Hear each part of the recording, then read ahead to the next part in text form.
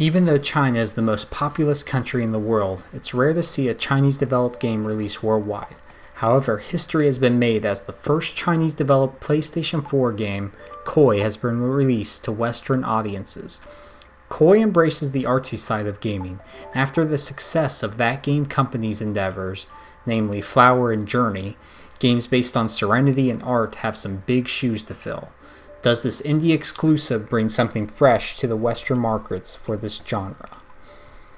Koi's pastel-themed palette art style is something you will notice almost immediately, which fits exceptionally well with the very relaxed and tranquil feel found in most of the game. The colors used for water, lily pads, flowers, and such all mix well together to make it almost look like a painting come to life. Koi switches it up as the game goes on with much darker level designs which feature a lack of color in the backgrounds. This allows the colored fish you will collect to stand out even more, without looking overpowered by the level itself. Also, Koi offers excellent music to go with each stage, which helps to fit the overall tone. The early levels are very serene as you easily navigate the waters without much to get into the way.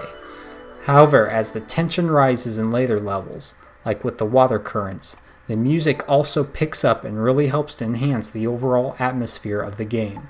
Some of the best moments involve the use of the piano, which were definitely some of the standout tracks in the game. The gameplay in Koi is quite simple. Players move their orange koi around a pond while collecting other stray fish, and then lead them to similarly colored flowers. This will then cause the flower to bloom and the player can continue swimming along to match together other pairs. The goal of all of this is to rid the water of pollution. You move with the left analog stick and occasionally interact with various objects with circle. Like much of the game, as you will see, there is not a lot of depth to Koi.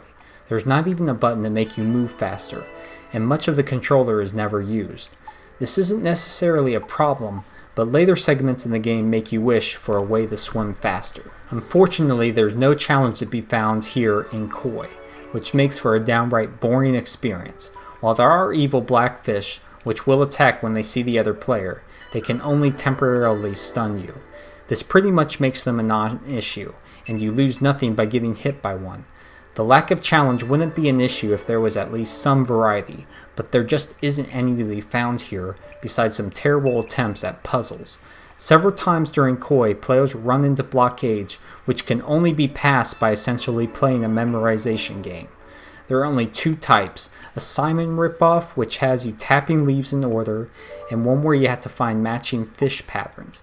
Neither are particularly fun, and the matching puzzle has a frustratingly tight time limit, which will only frustrate players, or easily be beaten in less than an hour if you're not going for all the collectibles. Unfortunately, there is no way to view what collectibles you have during a level. It's such a simple option to include, and by not doing so, due to you has made the experience needlessly frustrating. This will lead to replaying stages several times more than you have to, due to thinking you've had all the puzzle pieces, only to realize you are missing some once you go back to the stage select. Games need to communicate with the player, and Koi failed in that area. A few small tweaks could have made Koi a much less frustrating game to play though. It's disappointing a game which seems so relaxing at first ends up being such an annoyance by the end. While it definitely has its faults, I'm glad Koi has seen a worldwide release. While it's probably going to be remembered more as a failed artsy attempt at gaming and not a great experience, it's still an important first step. At the very least, this should serve as a sign for any other developers in China to strive for something a little bit more.